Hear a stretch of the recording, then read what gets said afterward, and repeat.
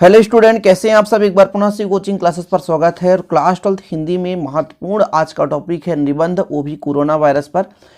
आपका जो निबंध लेखन है वो 4 अंक का पूछा जाएगा 2022 में और काफ़ी इंपॉर्टेंट रहता है। और क्योंकि ये प्यारे बच्चों आपको पता है कि ऐसे ही टॉपिक पर निबंध पूछा जाता है जो कि प्रचलित होता है, मतलब जो प्रेजेंट टाइम में चल रहा होता है। जैसे आज की डेट में कंप्यूटर का क्षेत्र बहुत आगे चल रहा है, तो कंप्यूटर तकनीक के बारे में भी लिखने को आ जाता है।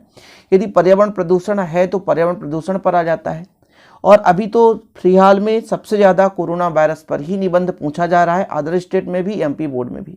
तो चाहे आप किसी भी स्टेट से हैं, हिंदी में यदि आप निबंध लेखन की तैयारी कर रहे हैं तो कोरोना वायरस पर निबंध लेखन जरूर आप तैयार कीजिए। मैं बढ़िया प्रॉपर रूप से विधिवत जितने भी टॉपिक पर जितने भी आपको पॉइंट लिखने हैं मैं क्लियर यहाँ पर कंप्लीट लिख दिया हूँ, ताकि आप लोग प्रॉपर रूप से इसको अच्छे तरीके से तैयार कर लें। आप लोग नोट डाउन कर लेना। यदि इसका आप चाहेंगे कि इसका पीडीएफ फॉर्म तो मैं टेलीग्राम में शेयर कर दूंगा। टेलीग्राम का लिंक डिस्क्रिप्शन पे मिल जाएगा, वहां पर आप ज्वाइन कर लेना। चलिए शुरू करते हैं। सबसे पहले आपको लिखना होता है प्रस्तावना। प्रस्तावना का मतलब मूलभूत क्या चीज़ है, कहाँ शुरुआत हुआ, आखिर ये है क्या चीज़, ठीक है। इसके बारे में प्रस्तावना मतलब इंट्रोडक्शन, उसकी जानकारी, बेसिक जानकारी। फिर इससे क्या फायदे हैं, क्या नुकसान है, इससे कैसे रोकथाम कर सकते हैं, कैसे इससे बचाव, उपसंहार क्या है, तो इस पर सभी पर पॉइंट बाय पॉइंट लिखेंगे। तो देखिए प्रस्तावना क्या है। कोरोना वायरस एक संक्रामक बीमारी है। संक्रामक का मतलब होता है एक स्थान से दूसरे स्थान तक फैलने वाला, एक व्यक्ति से दूसरे व्यक्ति पर फैलने वाला ये संक्रामक बीमारी है, जो पहली बार एक वायरस के फैलने से सामने आई है। इसकी शुरुआत चीन से हुई है। चीन से वुहान के हुबेई प्रांत में 1 दिसंबर 2019 को एक मरीज में इस वायरस के प्रवेश की पुष्टि हुई। आज संसार के लगभग सभी देश इस महामारी की चपेट में हैं। भारत भी इस वायरस से अछूता नहीं रहा। कोरोना का प्रसार भारत में भी हो गया। भारत सरकार ने समय पर ही सजग होकर इसकी रोकथाम के प्रयास शुरू कर दिए हैं। मतलब प्रस्तावना ये है क्या चीज़, आखिर कहाँ से उत्पन्न हुआ है, इसके बारे में थोड़ा सा सूक्ष्म जानकारी, यही कहलाता है इंट्रोडक्शन या प्रस्तावना।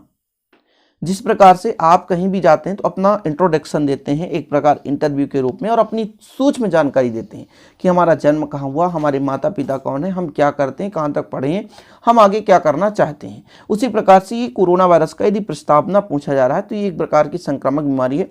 इसको आपको रटना नहीं है, बिल्कुल नहीं कि रटना मतलब हूबहू हमारे जैसे ही आप लिखें। एक बार आप पढ़ें और इसको फिर अपने भाषा में लिखें। जरूरी नहीं रहता कि हमारे भाषा में आप लिखो।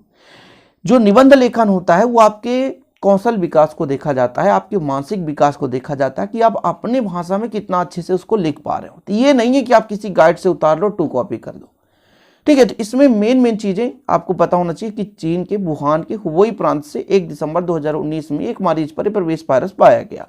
मतलब सबसे पहले इस वायरस को कहाँ देखा गया या कहाँ ये पुष्टि की गई, तो चीन से पुष्टि की गई। और भारत में भी आपको पता है कि बहुत बृहद मात्रा में हुआ, लेकिन अब इस टाइम पे कंट्रोलिंग है। तो भारत सरकार भी विभिन्न प्रकार के इसके रोकथाम के लिए उपाय कर रहा है। तो ये हो गया प्रस्तावना, मतलब इसका थोड़ा सोच में जानकारी।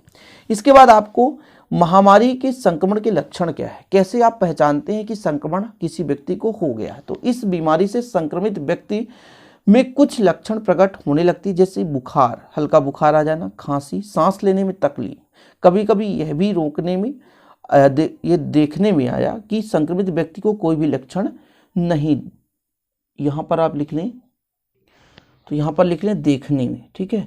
कभी कभी यह भी देखने में आया कि संक्रमित व्यक्ति को कोई भी लक्षण दिखाई नहीं दिए। मतलब कभी कभी ऐसा होता है ना, कुछ व्यक्तियों को हल्का सा मतलब वायरस प्रभावित करता है, लेकिन उनमें ना तो बुखार होता है, ना तो सर्दी, ना तो जुकाम, कोई भी लक्षण दिखाई नहीं देता, फिर भी उन पर कोरोना वायरस रहता है। समझ रहे हैं। तो मुख्य रूप से इसका लक्षण यहाँ पर तो बुखार, खांसी, सांस लेने में तकलीफ, ये मुख्य रूप से लक्षण है। इसके बाद आपको लिखना है बीमारी का प्रसार, यानी इस बीमारी का प्रसार कैसे हो जाता है। तो इस बीमारी का संक्रमण मुख्य रूप से हवा की बूंदों के माध्यम से होता है। मतलब जैसे आप बोल रहे होते हैं तो आपके मुख से वायरस जो है वो हवा के साथ साथ दूसरे व्यक्ति के मुख तक पहुंच सकते हैं। जैसे आपको कहा जा रहा है कि मास्क लगाएं, ताकि आपके अंदर से जो वायरस है वो मास्क में ही रह जाए, बाहर ना जा पाए। इसलिए मास्क की बात की जा रही है कि मास्क आप लगाएं। यदि आप संक्रमित हैं तो आपका जो संक्रमित वायरस है वो दूसरे व्यक्ति पर ना जा पाए, और दूसरा व्यक्ति भी मास्क लगाए, यदि वह संक्रमित है मतलब संक्रमित नहीं है, तो उसके मुख में भी श्वसन की क्रिया के फलस्वरूप वायरस अंदर ना जा पाए। इस प्रकार से इसका क्या होता है कि बचाव हो सकता है। ठीक है, तो इस बीमारी का संक्रमण मुख्य रूप से हवा की बूंदों के माध्यम से होता है। संक्रमित व्यक्ति की छींकने खांसने से बूंदें 2 गज दूर तक जा सकती है और स्वस्थ व्यक्ति इनके संपर्क में आकर बीमार पड़ सकता है। इस तरह इस बीमारी का प्रसार एक व्यक्ति से दूसरे व्यक्ति में होता है। कुल मिलाकर ये अपने भाषा में लिख सकते हो कि जो कोरोना वायरस का संक्रमण है मुख्य रूप से हवा की बूंदों के माध्यम से होता है। यह एक व्यक्ति से दूसरे व्यक्ति तक 2 गज की दूरी तक जा सकता है ना। इनके संपर्क में आने से व्यक्ति क्या हो जाता है, बीमार पड़ जाता है और एक व्यक्ति से दूसरे व्यक्ति तक ये पहुंच जाता है। इस कारण से इससे दूर रहना चाहिए। ये हो गया आपका बीमारी का प्रसार। 4 अंक का है, तो ऐसा नहीं है कि आपको बिल्कुल टॉपिक मतलब 5-6 पन्ना ऐसे लिखते जाना। ऐसा निबंध का मतलब ये नहीं है, उसको सूक्ष्म शब्दों में आपको उसको पिरोना है ताकि शाब्दिक अर्थ निकल सके। 1 पन्ना ज़्यादा से ज़्यादा लिखना और कुछ नहीं करना है।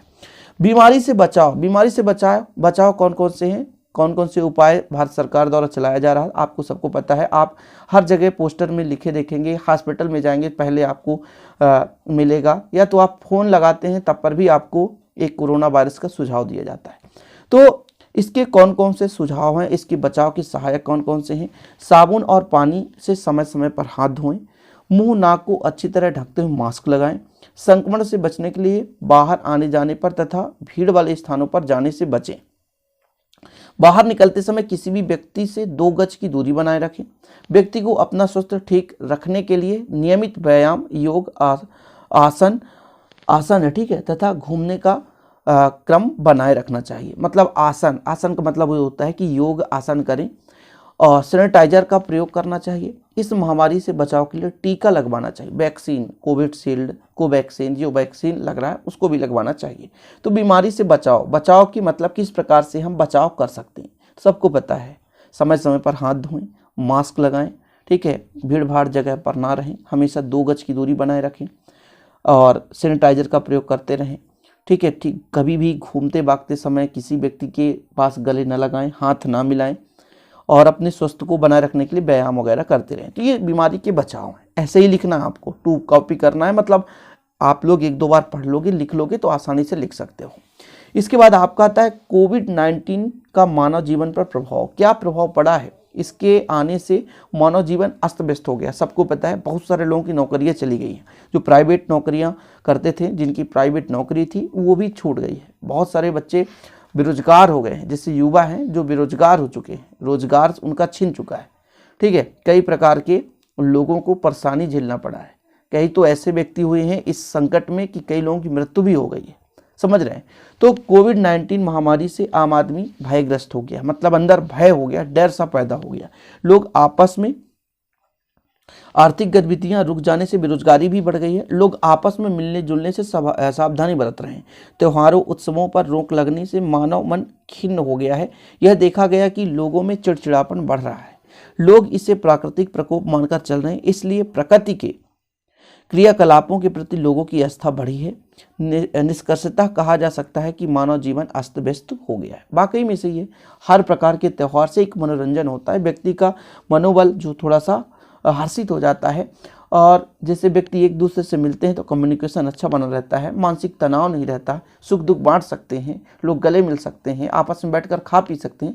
लेकिन ये सब चीज़ें जो है दूर हो चुकी है, क्योंकि त्योहारों में भी लिमिट, और वो भी 2 गज दूरी, व्यक्ति एक दूसरे से दूर रहें ताकि संक्रमण तेजी से न फैले। तो इन सब चीज़ों के कारण व्यक्ति में चिड़चिड़ापन ज़्यादा हो गया। कोई व्यक्ति जब अकेला रहता है, एक बंद कमरे में हमेशा बना रहे, तो उसके अंदर चिड़चिड़ापन रहेगा। क्यों? क्योंकि किसी व्यक्ति के साथ वो कम्युनिकेशन सिस्टम नहीं बना पा रहा है। यदि वो किसी के साथ थोड़ा सा अच्छे से हाव भाव व्यवहार के साथ वो मिलजुल रहा है, तो वो प्यारे बच्चों, वो थोड़ा चिड़चिड़ापन उसमें नहीं होता। आप ही यदि 4 दोस्तों के साथ मिल रहे हैं तो आपके अंदर का चिड़चिड़ापन नहीं होगा, थोड़ा सा आप खुश रहेंगे।